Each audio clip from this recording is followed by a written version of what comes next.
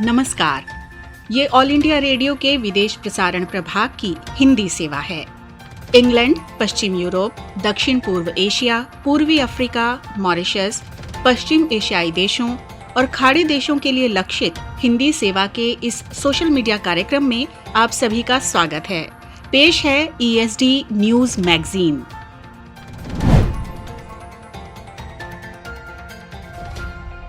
ये all India radio की हिंदी सेवा है। अब आप वीरेंद्र कौशिक से समाचार सुनिए। मुख्य समाचार। देश में कोविड से स्वस्थ होने की दर 91.68% हुई। भारत ने पाकिस्तान से गिलगित बाल्टिस्तान क्षेत्र के दर्जे में बदलाव के बजाय इसे तुरंत खाली करने को कहा। अमेरिका में राष्ट्रपति पद के चुनाव प्रचार के अंतिम दौर में डोनाल्ड ट्रंप और जो बाइडेन का देश भर में धुआंधार प्रचार।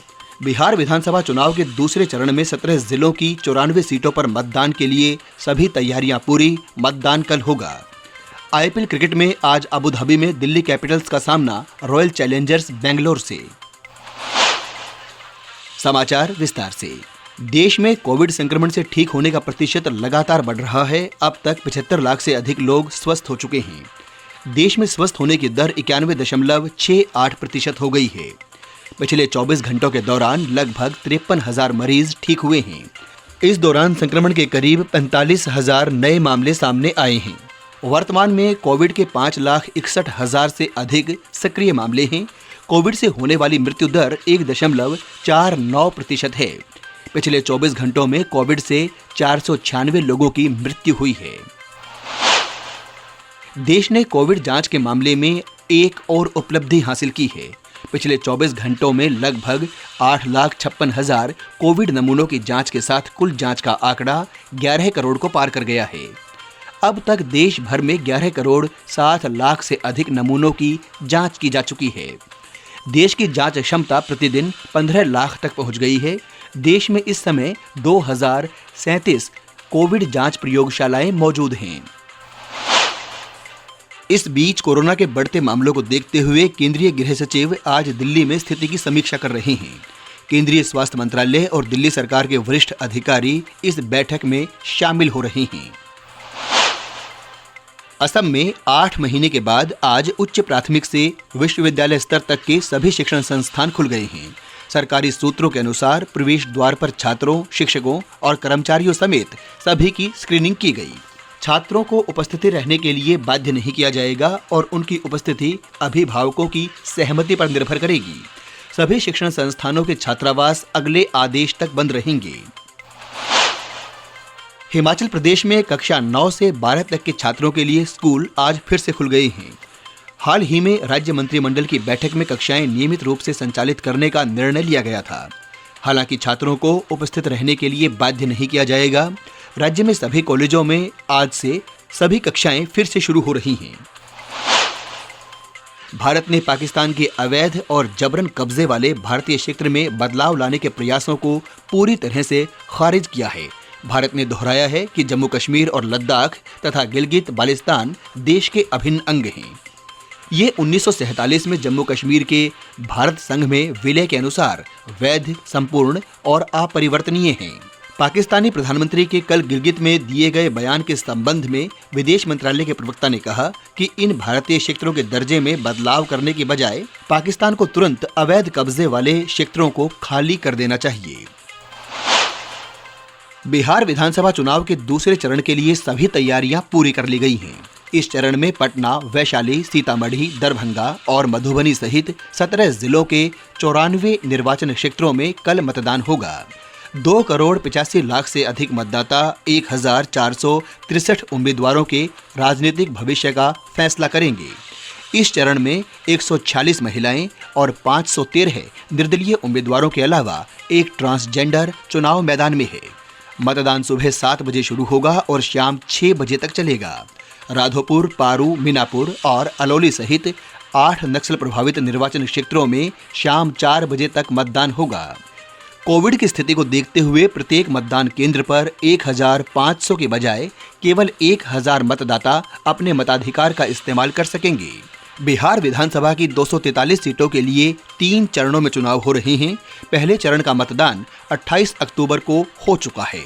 शेष 2 चरणों में मतदान 3 और 7 नवंबर को होगा। वोटों की गिनती 10 नवंबर को होगी।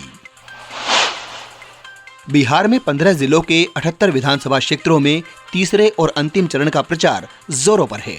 यहां 7 नवंबर को मतदान होगा। राष्ट्रीय जनतांत्रिक गठबंधन और महागठबंधन सहित विभिन्न दलों के स्टार प्रचारक और वरिष्ठ नेता चुनाव प्रचार कर रहे हैं। विपक्षी दलों के नेता भी अपने उम्मीदवारों के पक्ष में चुनाव प्रचार में जोर शोर से लगे हैं। मध्य प्रदेश में 28 विधानसभा क्षेत्रों के उपचुनाव के लिए प्रचार कल शाम समाप्त हो गया। उत्तर प्रदेश में 7 विधानसभा क्षेत्रों के उपचुनाव के लिए चुनाव कर्मियों के दल अपने अपने मतदान केंद्रों के लिए रवाना हो गए हैं। गुजरात में 8 विधानसभा क्षेत्रों के उपचुनाव के लिए प्रचार कल शाम समाप्त हो गया। मतदान कल होगा और मतगणना 10 नवंबर को की जाएगी। उधर कर्नाटक में विधानसभा की सिरा और राजराजेश्वरी नगर की सीट के लिए कल उपचुनाव होगा। वोटों की गिनती 10 नवंबर को की जाएगी। अमेरिका में राष्ट्रपति चुनाव के लिए 36 घंटों से भी कम का समय रह गया है। राष्ट्रपति डोनाल्ड ट्रंप 4 महत्वपूर्ण राज्यों में चुनाव सभाएं कर रहे हैं, जबकि उनके प्रतिद्वंदी और डेमोक्रेटिक पार्टी के उम्मीदवार जो बाइडेन पेंसिल्वेनिया और ओहायो में चुनाव प्रचार कर रहे हैं। ट्रंप उत्तर कैरोलिना, पेंसिल्वेनिया, विस्कॉन्सिन और मिशिगन में चुनावी सभाएं करेंगे। पिछले चुनाव में उन्होंने इन राज्यों में जीत हासिल की थी। वे मिशिगन में ग्रैंड रैपिड में उसी स्थान पर अपनी अंतिम चुनावी सभा करेंगे जहां उन्होंने 2016 में की थी। ट्रंप ने अपनी सभाओं में आर्थिक पुनरुद्धार और कोविड के टीके का वायदा किया। उधर जो बाइडेन और उपराष्ट्रपति पद की उनकी सहयोगी उम्मीदवार कमला हैरिस पेंसिल्वेनिया में चुनाव प्रचार कर रहे हैं। इस राज्य को हैरिस के लिए महत्वपूर्ण माना जा रहा है। यहाँ के पिट्सबर्ग क्षेत्र में स्थित अफ्रीकी अमेरिकी समुदाय पर बाइडेन का विशेष ध्यान है। उन्होंने ट्रंप पर आरोप लगाया कि वे कोरोना से मुकाबला करने में विफल रहे हैं और इस महामारी से अब तक 2,30,000 अमेरिकियों की जान चली गई है। पूर्व राष्ट्रपति बराक ओबामा के कार्यकाल में 8 वर्षों तक उपराष्ट्रपति रहे जो बाइडेन आज अटलांटा, जॉर्जिया में चुनावी रैली करेंगे। मियामी में उनकी अंतिम चुनावी सभा होगी। रिकॉर्ड 9 करोड़ से अधिक मतदाता राष्ट्रपति चुनाव में अब तक डाक से और व्यक्तिगत रूप से मतदान कर चुके हैं, जो कुल मतदाताओं का लगभग 40% है। तुर्की में भूकंप से मरने वालों की संख्या बढ़कर 81 हो गई है। इनमें से 79 लोग तुर्की के पश्चिमी शहर इज़मिर में मारे गए। इस नगर में बचाव कार्य जोरों पर है। भूकंप में घायल हुए 900 से ज्यादा लोगों के लिए 3,500 तंबुओं और 13,000 बिस्तरों की व्यवस्था की गई है। भूकंप में घायल हुए लगभग 750 लोगों को अस्पताल से छुट्टी दे दी गई है। शुक्रवार को आया भूकंप रिक्टर पैमाने पर 6.9 तीव्रता का था। नई ई बिल प्रणाली से माल और सेवा कर प्रणाली जीएसटी को काफी मदद मिली है। इस प्रणाली को पिछले महीने व्यापार को सुगम बनाने के लिए शुरू किया गया था। इस दौरान 27,400 करदाताओं ने लगभग 500 लाख ई बिल का उपयोग किया है। एक वित्त वर्ष के दौरान 500 करोड़ रुपए से अधिक के लेन देन वाले व्यापार के लिए ये प्रणाली लागू की गई है। छत्तीसगढ़ में बस्तर संभाग के दंतेवाड़ा जिले में कल 27 माओवादियों ने समर्पण कर दिया। इनमें से 5 पर इनाम घोषित था। पुलिस के लोन वरातू अभियान से प्रेरित होकर इन माओवादियों ने पुलिस के वरिष्ठ अधिकारियों के समक्ष बरसूर थाने में समर्पण किया। आयुष क्षेत्र के नियोजित और चरणबद्ध विकास के लिए आयुष मंत्रालय और मेसर्स इन्वेस्ट इंडिया मिलकर strategic policy and facilitation bureau का गठन करेंगे। ये आयुष क्षेत्र के विकास के लिए मंत्रालय की ओर से की गई विभिन्न पहलों में से एक है। Strategic policy and facilitation bureau Ayush मंत्रालय को भविष्य की नीतियां तय करने में मदद करेगा। मेसर्स इन्वेस्ट इंडिया आयुष मंत्रालय की योजनाओं को प्रभावी तरीके से लागू करने के लिए उच्च प्रशिक्षित मानव संसाधन उपलब्ध कराएगा। प्रधानमंत्री नरेंद्र मोदी और मिजोरम के मुख्यमंत्री जोरमथंगा ने राज्य की 4 वर्षीय बालिका एस्थर हेम्टे के राष्ट्रीय गीत वंदे मातरम के आधुनिक संस्करण माँ तुझे सलाम के गायन पर भूरी भूरी प्रशंसा की है। इंटरनेट पर छाई इस बालिका ने प्रख्यात संगीतकार AR रहमान के साथ आधुनिक शैली में माँ तुझे सलाम वंदे मातरम गाया है। प्रधानमंत्री ने ट्वीट में कहा है कि प्रशंसनीय और सराहनीय। एस्थर हेम्टे की इस प्रतिभा पर गर्व है। 4 वर्षीय एस्थर के इस गायन को हजारों लोग देख चुके हैं। YouTube चैनल पर 25 अक्टूबर को डाला गया ये गायन बड़ी संख्या में लोगों ने देखा है। IPL क्रिकेट में आज अबू धाबी में दिल्ली कैपिटल्स का सामना रॉयल चैलेंजर्स बेंगलोर से होगा। दुबई में कल रात कोलकाता नाइट राइडर्स ने राजस्थान रॉयल्स को 60 रन से हरा दिया। दूसरे मैच में अबू धाबी में चेन्नई सुपर किंग्स ने किंग्स 11 पंजाब को 9 विकेट से हरा दिया। इसके साथ ही ये समाचार बुलेटिन समाप्त हुआ।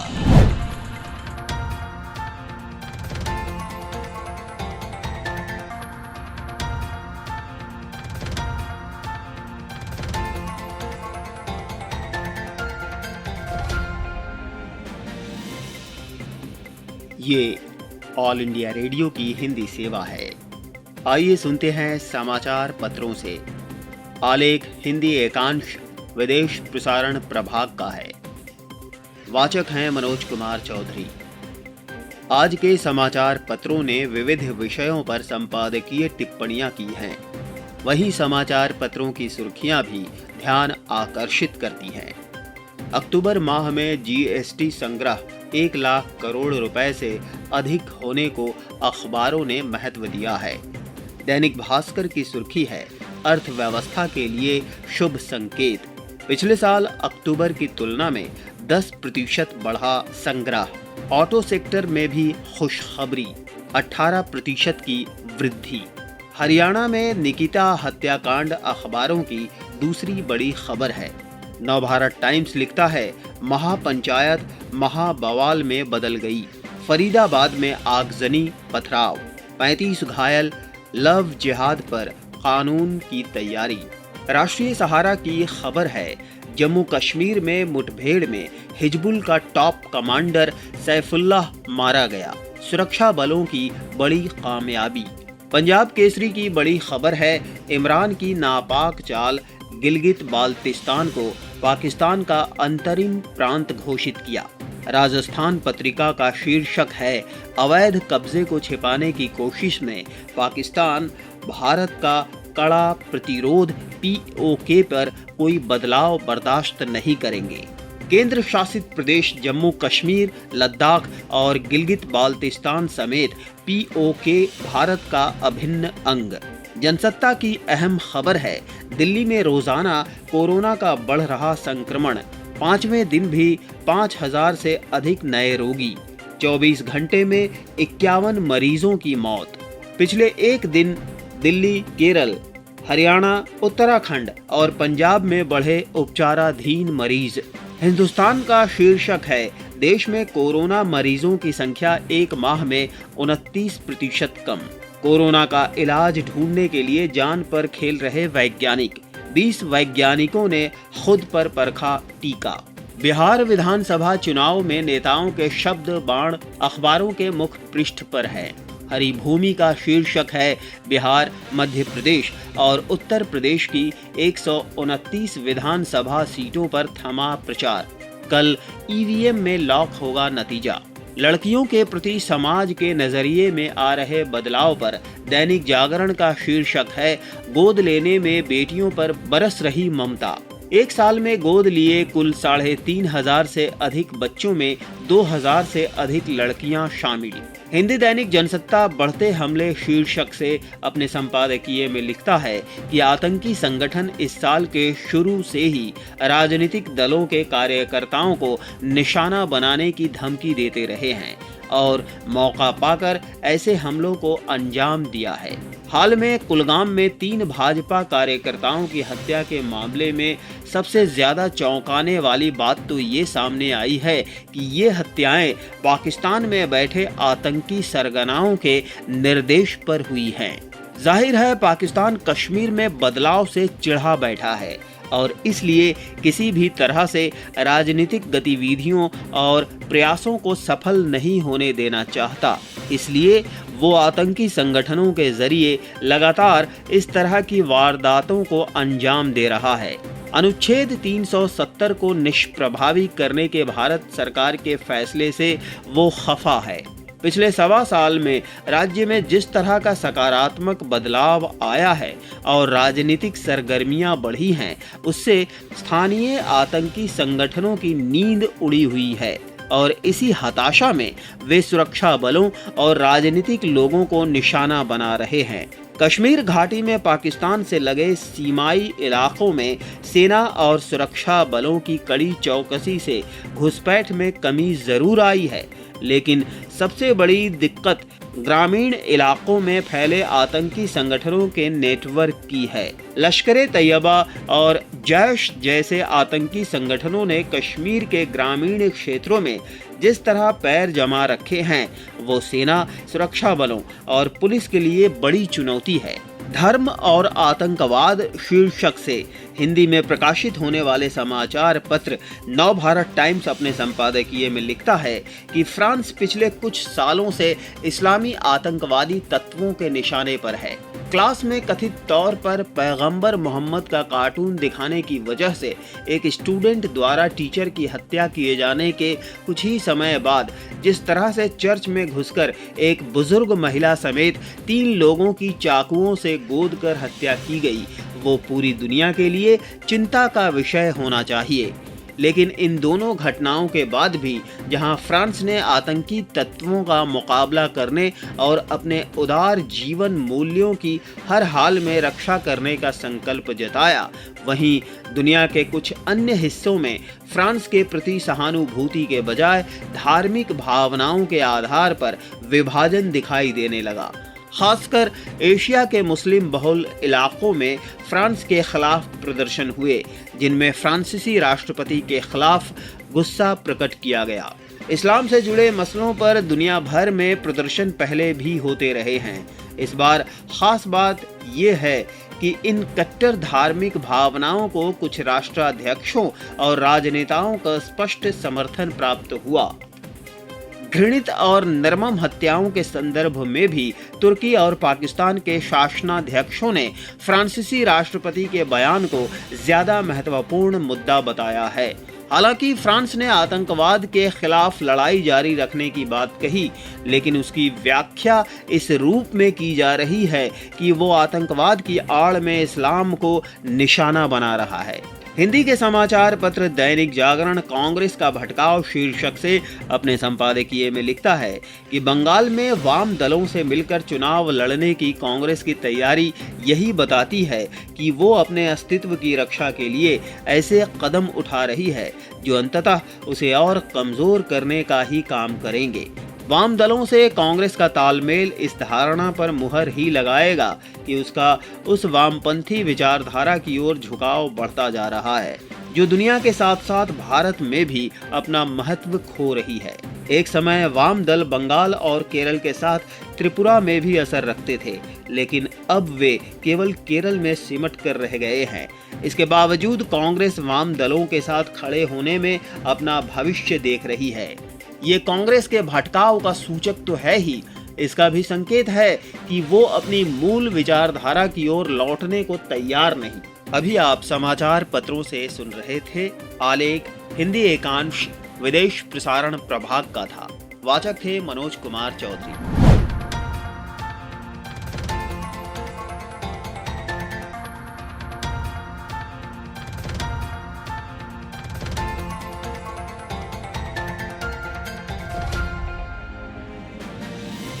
सामयिक वार्ता। विषय: पाकिस्तान ने पुलवामा हमले में अपनी भूमिका स्वीकारी। आलेख: अशोक बेहुरिया, वरिष्ठ सदस्य MP IDSA। वाचन स्वर: नीलम मलकानिया। दिनांक 2 नवंबर 2020। 29 अक्टूबर 2020 को पाकिस्तान की राष्ट्रीय असेंबली के भूतपूर्व अध्यक्ष अयाज सादिक ने उजागर किया कि 1 मार्च 2019 को इमरान खान सरकार ने पकड़े हुए भारतीय वायुसेना अधिकारी अभिनंदन को इसलिए छोड़ा क्योंकि भारत की ओर से हमले का डर था। इससे पहले विपक्षी नेताओं के साथ एक बैठक में माथे पर पसीना और कांपती टांगों के साथ विपक्ष से अनुरोध किया था कि सरकार के फैसले का विरोध न करें और अभिनंदन को जाने दें। इस बैठक में पाकिस्तान के सेना प्रमुख जनरल बाजवा और शाह महमूद कुरैशी भी शामिल थे। अयाज एक वरिष्ठ राजनेता हैं और मुखर वक्ता के रूप में जाने जाते हैं। हालांकि मुख्य विपक्षी दल के सदस्य होने के नाते सरकार का विरोध करते हुए उनका उद्देश्य सरकार पर हमला बोलना और कहीं न कहीं सेना की बुराई करना भी था। इससे पाकिस्तान में लगातार गहराते राजनीतिक संकट का पता चलता है। अयाज के इस कथन का मतलब भले ही मोदी सरकार की वाहवाही करना ना हो, लेकिन इससे पाकिस्तानी सेना की किरकिरी तो हुई ही है। सरकारी धड़े द्वारा किए गए बचाव में बुरे के साथ अच्छे से भी हाथ धोना पड़ा। पाकिस्तान के संघीय विज्ञान और तकनीक मंत्री फवाद चौधरी ने अपनी सरकार की युद्ध प्रियता और सफलता का बखान करने के दबाव में ये दावा किया कि 2 भारतीय यानों को मार गिराने और एक पायलट को बंदी बनाने के साथ ही पुलवामा हमले की साजिश रचना इमरान की नीति की बड़ी सफलता है। ये एक मंत्री द्वारा की गई सहज टिप्पणी थी, जिसने ये स्वीकारा कि पाकिस्तान आतंकवाद का इस्तेमाल अपनी नीति के तौर पर करता है। भारतीय मीडिया में इन दोनों वक्तव्यों का खूब उल्लेख किया गया और इनसे भारत में मोदी सरकार की रेटिंग बढ़ रही है। साथ ही भारत के इस पक्ष को भी मजबूती मिल रही है कि पाकिस्तान इस क्षेत्र में और विशेष तौर से भारत के खिलाफ आतंक का ढीठ प्रायोजक बनता आया है। एक दिन बाद अपने स्पष्टीकरण में अयाज ने नागरिक सरकार को अलग करने की कोशिश करते हुए कहा कि विपक्ष को ये पता नहीं चला कि अभिनंदन को छोड़ने का फैसला क्यों लिया गया और इसकी बाध्यताएं क्या थीं। फवाद ने ये कहते हुए अपने वक्तव्य का असफल बचाव करने की भी कोशिश की कि वे बालाकोट पर पाकिस्तान की प्रतिक्रिया का उल्लेख कर रहे थे, जब 2 यानों को मार गिराया गया और एक पायलट को बंधक बनाया गया था। वे भारत में आतंक फैलाने में पाकिस्तान की भूमिका को पूरी तरह नकारने लगे। बाद में फैली अव्यवस्था के बाद पाकिस्तान सेना के प्रवक्ता का स्पष्टीकरण चलाया गया कि अभिनंदन को छोड़ने का फैसला एक जिम्मेदार देश द्वारा लिया गया परिपक्व फैसला था। लेकिन इस स्पष्टीकरण पर मीडिया शो में मुश्किल से ही चर्चाएं की गईं। पाकिस्तानी मीडिया में इस संदर्भ में बहुत रोचक चर्चा की गई। अयाज की इस बात के लिए निंदा की गई कि दुश्मन यानी भारत को अपनी आक्रामक रणनीति की सफलता का जश्न मनाने की एक वजह मिल गई। भारत विरोधी भावनाओं को पाकिस्तानी राष्ट्रवाद के लिए लुभाते हुए बहुत से एंकरों ने अयाज की इस बात के लिए खिंचाई की कि उन्होंने पाकिस्तान द्वारा अभिनंदन को छोड़ने के फैसले को खराब तरीके से पेश किया। हालांकि फवाद के वक्तव्य पर बहुत ध्यान नहीं दिया गया, लेकिन फिर भी कुछ चैनलों में समीक्षकों ने इसे गैर जिम्मेदार और दुर्भाग्यपूर्ण बताया। पाकिस्तान गहन राजनीतिक मंथन की प्रक्रिया से गुजर रहा है। सरकार अपनी लोकप्रियता खो चुकी है। कई धड़ों में बटा विपक्ष, जो आज तक ताकतवर नहीं लगता था, अब वापसी के नए मौके पा रहा है। इमरान सरकार का साथ देने वाली सेना की राजनीति में हस्तक्षेप करने की वजह से मुखर विपक्ष खुली निंदा कर रहा है। शक्ति संतुलन की सेना द्वारा मध्यस्थता की जाती थी, लेकिन अब इस पर खींचातानी चल रही है। आर्थिक हालात में बहाली के संकेत नहीं हैं। पाकिस्तान के लोग इमरान में अपना भरोसा खो चुके हैं। अगर मीडिया एंकर्स और समीक्षकों को संकेत माना जाए, तो जो लोग पहले उनसे सहानुभूति रखते थे, अब उनके सबसे बड़े निंदक हैं। ऐसा माना जा रहा है कि अगर आज पंजाब में चुनाव हो जाएं, तो नवाज शरीफ का दल चुनाव जीत जाएगा। ऐसी अफवाहें भी हैं कि सेना देश में बदलते राजनीतिक मूड से वाकिफ है और अपनी हर कोशिश कर रही है। सभी राजनीतिक दलों में अपने समर्थकों को संगठित करके फिर से नए राजनीतिक संतुलन बनाने की इसकी कोशिशें शायद शुरू भी हो चुकी हैं।